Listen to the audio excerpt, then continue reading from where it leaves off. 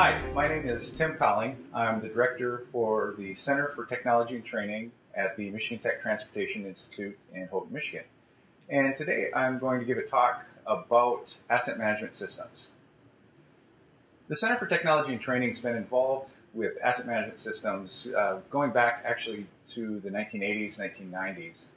We teach a variety of classes that relate to asset management, pavement management, pavement distress identification. We actually teach a class on asset management for elected officials.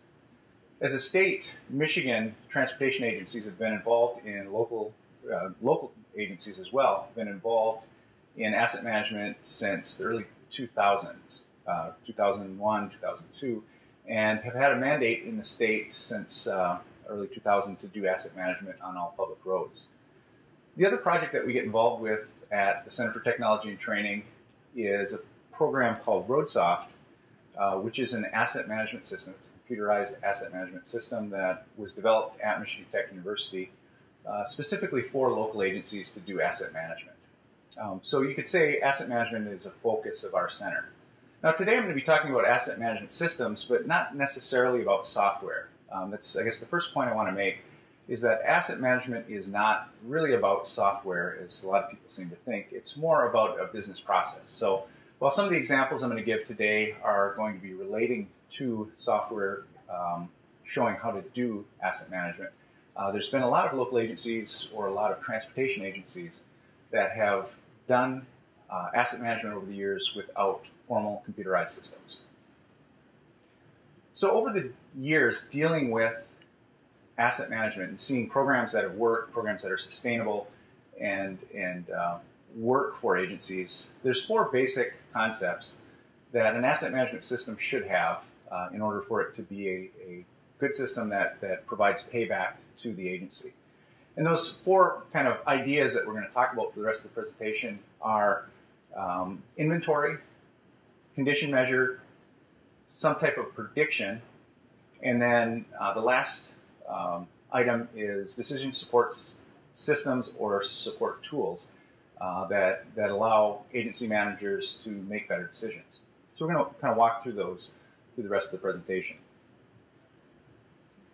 So the first component of an asset management system is an inventory. So if we think about it, it's really difficult to manage something that you don't really know that you own. If you don't know how much of it is that you own or what the asset is, it's very difficult to do a good job managing it. So inventory is the first basic thing that we have to have. Now, inventory, like many data collection efforts, costs money. It takes time. It's going to be probably between inventory and rating, those are going to be the two largest things that cost money in doing asset management. They take time, they take resources, and they do cost money. So when we start looking at doing inventory, we want to basically get data, just enough data on the asset that we own. So for example, if we're talking about pavement, we want to look at just the vital information that we need. So if there's a piece of data that relates to the cost to replace or maintain an asset, if it maybe changes the maintenance or rehabilitation options that we have going forward, if it influences some type of management decision we'd like to make in the future, or if it influences the service life of the asset, we really want to have that data collected on that specific feature that we're looking at. So what does that mean? Well, if we look at a road example, some of the features or inventory features that we might want to collect that would be useful would be maintenance history, for one. So we'd like to know what's happened to a specific piece of pavement over the years. What types of maintenance treatments have gone on, or rehabilitatory treatments have gone on. So that may influence what we do going into the future. We'd certainly like to know what type of a pavement it is. Is it an asphalt? Is it a concrete? Is it a gravel? Is it a seal coat? That's obviously going to change some of the maintenance or management decisions we have going forward. We'd like to know when it was constructed. That kind of goes back to the maintenance history idea. Construction history or construction date is a proxy for age. So certainly that's going to be a good piece of information. Obviously the specific physical details of the asset, how many lanes, how wide are the lanes, do we have shoulders? Those are all information that we'd like to know. Maybe what types of roads they were, what functional class, that would be a good feature that we'd like for inventory. And then obviously where the assets are located on a map. This is an example of an asset management system. This is a screenshot of RoadSoft, and it's just a basic GIS system, or this is the basic GIS function in RoadSoft. And as you can see, it's got information on the road. It's got a map showing where the roads are physically, and then we have inventory fields that show specifically the detail for each individual piece of information that we're collecting for any given road in the system.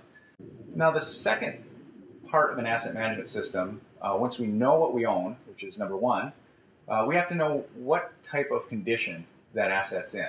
So condition measures are an important consideration. Again, this is a data collection effort. So condition measures are things that we're probably going to collect every year or maybe every other year on most of the miles of pavement that we have every year. So it's a big consideration when we start talking about the level of effort that we're going through to collect data. And careful consideration has to be given in terms of how much can we collect, what type of a system should we use, what type of rating system should we use for data collection. I guess maybe I'm going to step back before when we go into condition measures. We should probably talk about why do we rate roads. And I guess I always assumed that folks knew why we rate roads. And when I was speaking to a class of, it was an engineering class, and it was on pavement management, and I asked kind of the rhetorical question, why do we rate roads? And one of the students raised their hand and said, well, so everyone has a number. I realized I kind of had missed the point. So before I go into condition measures, I guess it's probably good to give some examples of why we do rate roads. One of the main things with asset management, one of the key benefits from asset management is being able to change how we do pavement management, specifically when we're talking about pavements. So we can go from worst first management, where we're constantly chasing the problem of the pavement that's failed, to more of an asset management or a preventive maintenance approach, where we're trying to make small incremental fixes when assets are still in good shape that don't cost a lot of money and provide good benefit for the money. When we're trying to schedule that work, we pretty much need to know when each pavement is in a condition that would be beneficial to apply a certain type of a treatment. So if we wait too long, we actually refer to this as a window of opportunity. If we wait too long, the maintenance option that we're considering might no longer be an option. If we do it too soon, we may be wasting money. Another kind of tenet of asset management is measuring the performance of treatments that we do put down. So when we put a treatment in place, we all are pretty much attuned to looking at how much does it cost for a specific mile of treatment or so many square feet of a certain treatment. We really want to take a look at that and determine, did we get value from that, or what value did we derive from a specific treatment when we applied it in a specific way. So measuring effectiveness in treatment is a fairly important part of asset management. Ideally, we do this based on inventory information, rating information, and have an idea of how that asset changes over time. So this is a screenshot of, actually it's in RoadSoft, it's a deterioration model that looks at the service life between one treatment and another. And by measuring between the 2 points from when we've applied a specific treatment and that treatment has degraded back down to its base condition, we can get an idea of the service life that we've given to the road by applying that treatment. So for example, this was an example of a seal coat that was applied to a pavement, and we got about 6 to 7 years of extended service life for applying that treatment. If we know how long our treatments last and how long they extend the service life of our pavements, we can start to develop cost effectiveness tables where we start to look at the years of service life that we've gained from applying a treatment, the cost of that treatment, and then dividing cost by years of life gained, we can get cost effectiveness.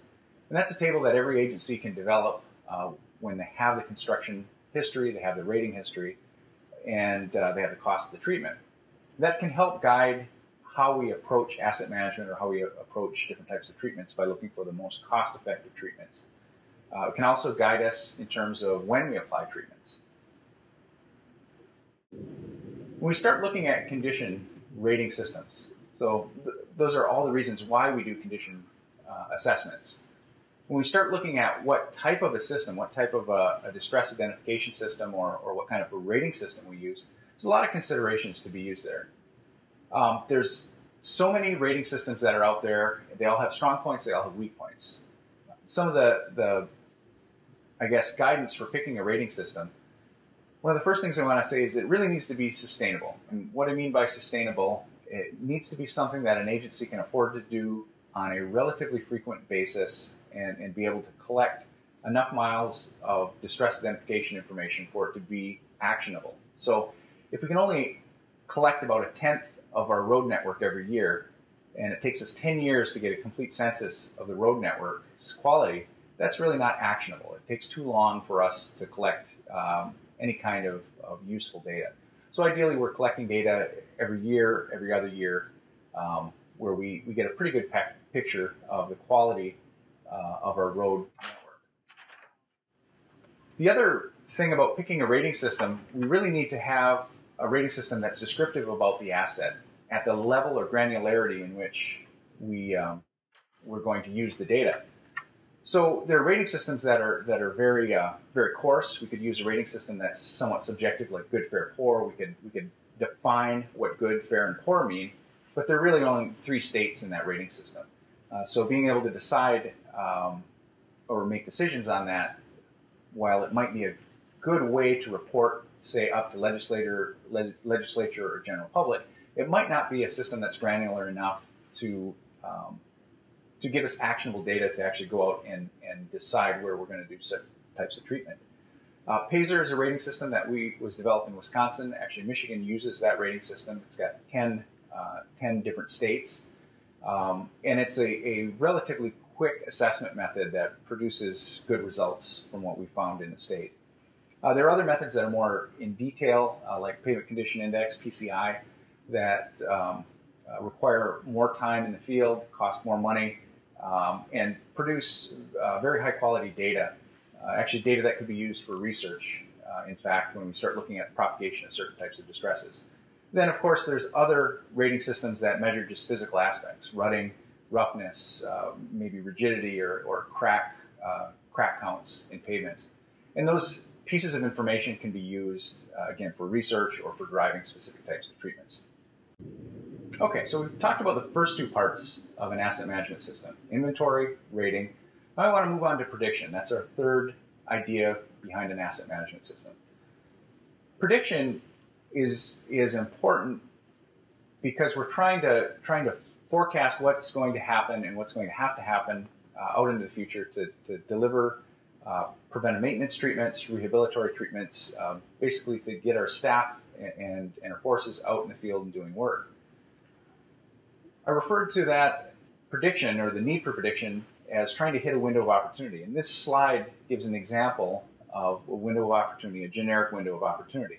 So on the vertical axis, we have condition, and that can be generalized as any type of condition measure from excellent to poor, and then time across the horizontal axis. And generally speaking, when we have an asset like a pavement, we see this S-shaped deterioration curve. So that blue line shows that the asset remains in pretty good shape until distresses start to show up. Then the rate of deterioration speeds until it bottoms out and slows. The rate of deterioration slows as we get lower down in the scale. Along that scale, along that S-shaped curve, are these windows of opportunity where we can do certain types of treatments and get benefit for them.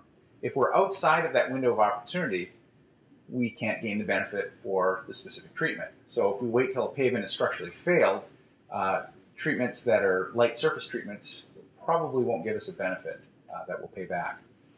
So in looking at windows of opportunity in the individual pavement sections we want to know when every specific pavement is going to be within one of these windows of opportunity, so we can decide if we are going to do a maintenance or treatment of some sort on that pavement. And ideally, we want to be able to predict that several years out into the future, so we can build a work program to try to meet the maintenance needs that we have.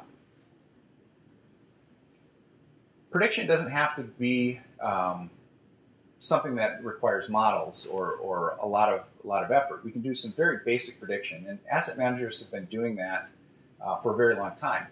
We've used experience or professional experience, professional judgment, or rules of thumb for a very long time in pavement management. And when we had staff that were long-term staff, let's say a county engineer or a city engineer or a pavement manager or a foreman that's been with an agency for a very long time, they develop a feel for how long their assets, their pavements last. We don't really see that anymore, or those long-term employees are somewhat, sadly, a thing of the past. We're seeing a generation turning over where we have some of our most experienced people retiring, and with them is going that institutional knowledge. So rules of thumb are becoming harder to come by. When we look at rules of thumb that are developed, they're also very hard to know when you're wrong, because it isn't a professional experience thing. There's not really a lot of data that goes into developing rules of thumb. So we may look at, for example, we may be able to say from experience that an asphalt pavement would last 14 years before it develops structural issues under certain conditions. We could say that our overlay program generally lasts 6 years. So we can do this given rules of thumb, but again, the professional staff, the long-term staff that have been at an agency long enough to develop these rules of thumb are really, we're starting to see that turnover, and with them goes that knowledge. Obviously, another method is data-driven prediction, and this is, again, a screenshot out of RoadSoft looking at a specific deterioration curve for a specific section of road. Now, we can do this kind of prediction and modeling either by hand, by plotting data points manually, or we can do it using the assistance of computer software, computer management systems. Prediction that's data-driven, like is shown in this slide, really is a great method for trying to determine what's going to happen out in the future. We're using actual data points to predict out in the future when a pavement is going to be in a certain condition, and that's going to give us actionable data that allow us to schedule preventive maintenance treatments or rehabilitatory treatments. Okay, so now we're on to our fourth part of an asset management system. First one was inventory. Second one was condition. Third was prediction. And the last part is decision support systems or tools. So all of those parts that we've talked about previously, inventory, rating or condition, those things cost money. We have to actually go out and data collect and pull data in to get those first two parts. They cost money. The prediction also costs time, but it actually starts to give us something back. It gives us information that we can act on. Decision support systems and tools are the other big payback that come out of asset management systems. Decision support systems or tools, network level tools, allow pavement managers to do the job more efficiently and make better decisions. So when we look at kind of generalizing what these decision support systems do or what these tools are that we're talking about, there's several different areas where we gain benefit from them. They may visualize data or show data in a way that we can draw conclusions from. They may allow us to run scenarios by looking at modeling or looking at prediction to try to determine what happens if we do something.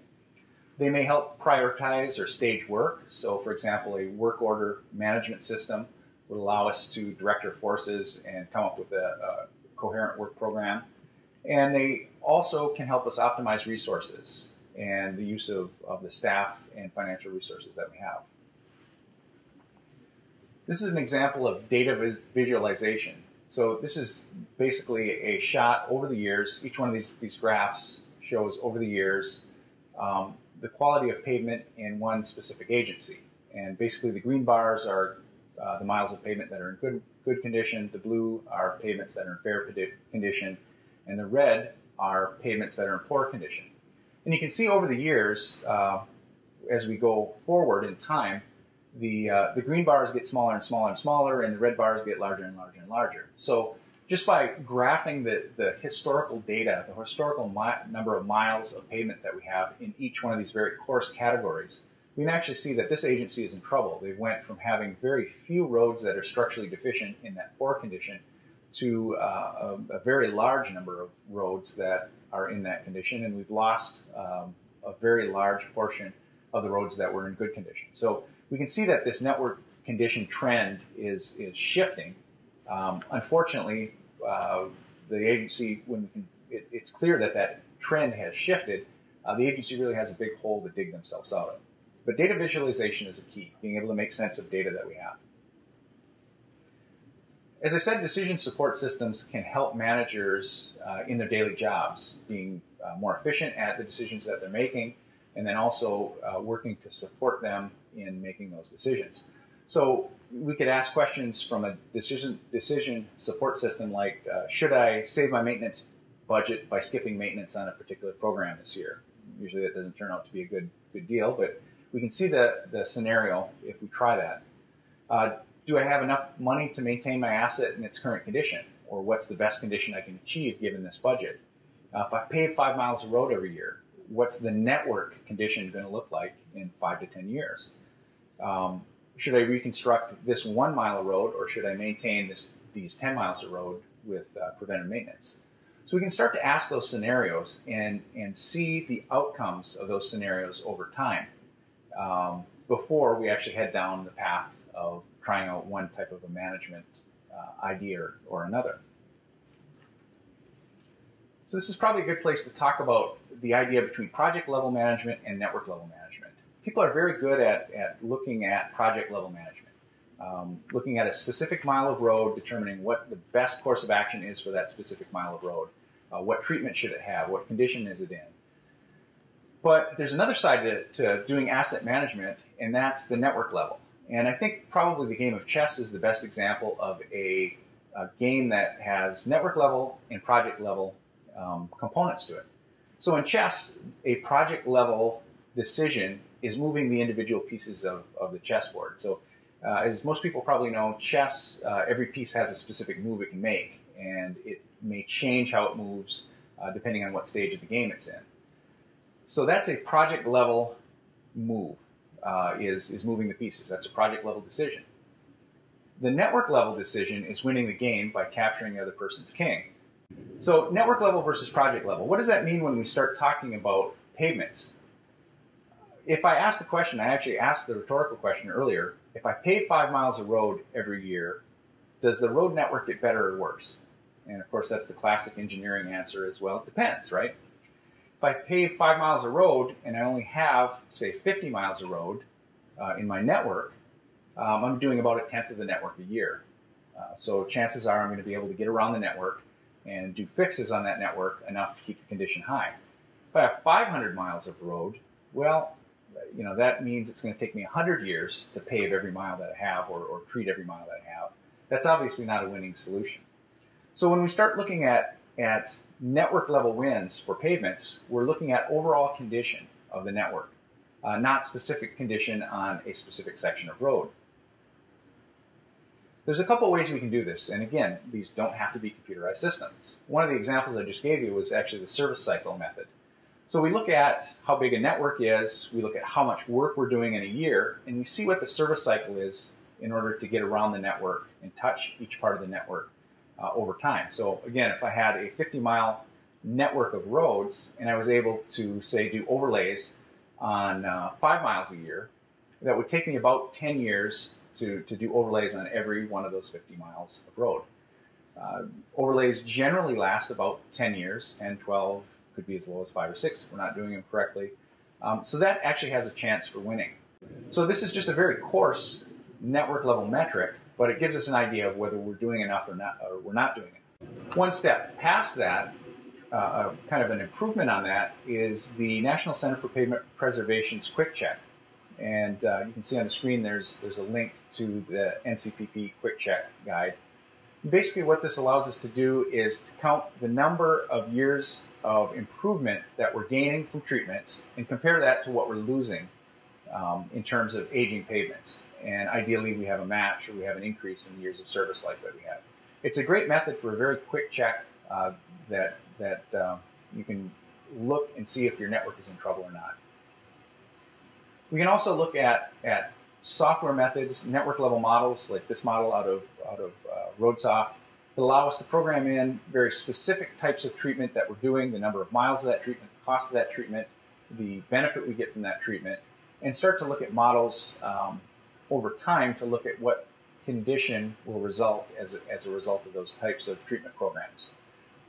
So computerized models can certainly help us, network level computerized models can certainly help us in making those kinds of predictions. Okay, to sum up, advice on adopting a formal asset management system.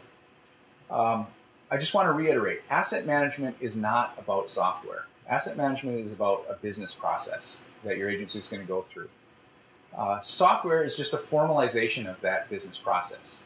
So it's really not, asset management is really not about picking software, it's about committing to a business process. If you are going to commit to doing asset management, you need to adopt a system that works with your business process. So what does that mean? So if we're going to collect data, or if we need to collect data for the asset management system that we're using, that has to get worked into the everyday flow of work that we do as an agency. Where we see a lot of agencies fail is where they fail to work the work that needs to get done to maintain an asset management system into their everyday jobs. Data collection is going to be a significant cost. So when we start looking at a management system, again, the focus is usually on what is the software cost or what is the data collection hardware cost. The actual staff time is one of the largest components of an asset management system, being able to feed good, actionable data into a management system. Management systems run on data, whether it's a paper system or it's a computerized system, they all run on data. And data collection costs are going to be one of your most significant hurdles to overcome. Usually where we see management systems fail are when data collection is not maintained, and soon we don't have good data to make decisions on, and the whole process falls by the wayside. Consider disappearing institutional knowledge. So we have these long-term employees that have been retiring, and with them goes a whole lot of knowledge on the construction history, the rules of thumb, and the overall business practice. So consider that. Those people are unfortunately leaving the transportation system, and their knowledge is going with them. Management systems can help retain some of that data.